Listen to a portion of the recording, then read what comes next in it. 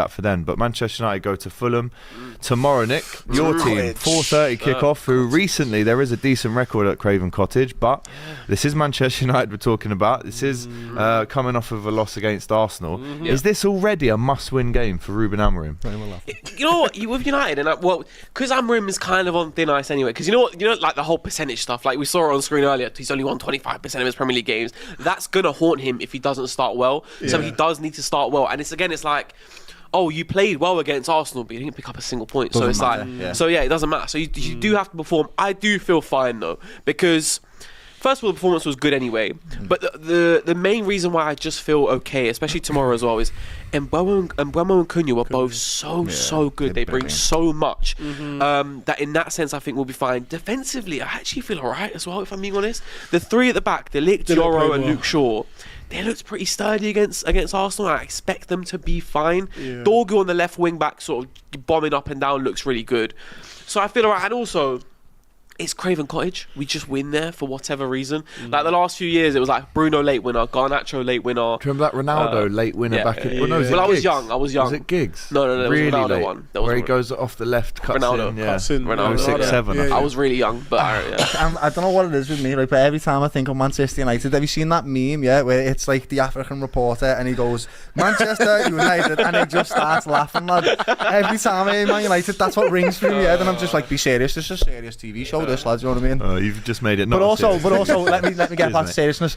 You said the defence, you feel secure in it, right? I don't know how, because everything goes back to goalkeepers with me. They're so important. And Onana is a terrible, maybe the worst goalkeeper for Man United ever. That bad. Is he fit now? You know, I think I expect Onana to start. The thing is with Onana, which is I agree, and I want a keeper, and I think we need a keeper. Yeah. One thing I will say is we need a midfielder before we need a keeper, in my opinion. But I don't think that's going to happen. We're bringing in Le Mans, who is going to be a sort of second choice keeper who will compete with Onana. Right. The thing is with Onana, right, is that first of all, we haven't seen enough of his ball-playing abilities, which realistically was why we bought him. In the Champions League final against Man City, he was like one of the best players on the pitch because of his ball-playing ability. Yeah. We need to see more of that. And the other thing is with Onana is that he'll kind of be fine for the most part, and then he'll just throw 5 in his net, and you're like, what are you doing? Literally throw like, he will throw. Bro, the games, the Champions League campaign that he had when he first came to United, there was so many blunders, including 2 against Galatasaray. The same Ziyech free kick, free. The same Ziyech free kick he let in the same exact way, back to back. And you're just thinking, what is going on? So the alternative is Bayern Deer, who obviously had a shocking game last week. So who do you want in goal tomorrow? Onana. But I think they're just as bad. I just think they're just as bad. They don't command Who's their going to box. score the goals for United tomorrow to win this game? I think Mbeumo will get off the mark tomorrow. And Bruno kind of just does what Bruno does. He's just consistent. Even like he's finished 15th last season, and he got, I think it was 19 goals and 18 assists. He's just a good player. It's been tight though between the two teams recently. There was the FA Cup game in March. Yeah.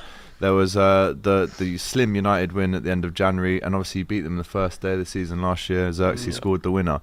Can I get a score prediction for this one? 4:30 Craven Cottage, and then after this we have FCM live on DR Sports tomorrow. I went on United View earlier this week and I said 3-0 because I was feeling positive. And now it's Saturday. What are you thinking? I'm gonna be a bit more humble. I'm gonna say 2-0. 2-0 Manchester United. 2-0. But in that case, I'll go 2-0. Okay. Look at that. To Fulham.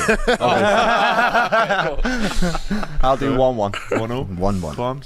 1-1. I'll do 2-2. Nah, you don't need to rate us, 2-2, bro. You're playing away from home. You're playing away from home. Full of blunders. Definitely don't need to rate. Tranquilo. We'll be alright. I think Cunha will score. I think Cunha will get a goal. Babe. Let us know what you think. Manchester United go to Fulham tomorrow. We've got 2-1 United. We've got 1-0. We've got AG Troll from Yeet in the chat. Very good from you, sir.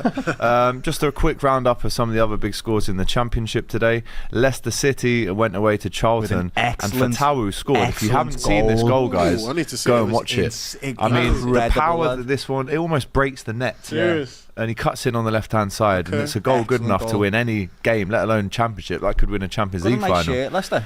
No sponsor on it as well. So that's a big result for the Foxes. Blackburn winning away at Hull City 3-0. But the standout result is Frank Lampard's Coventry City 7, Queen's Park Rangers 1.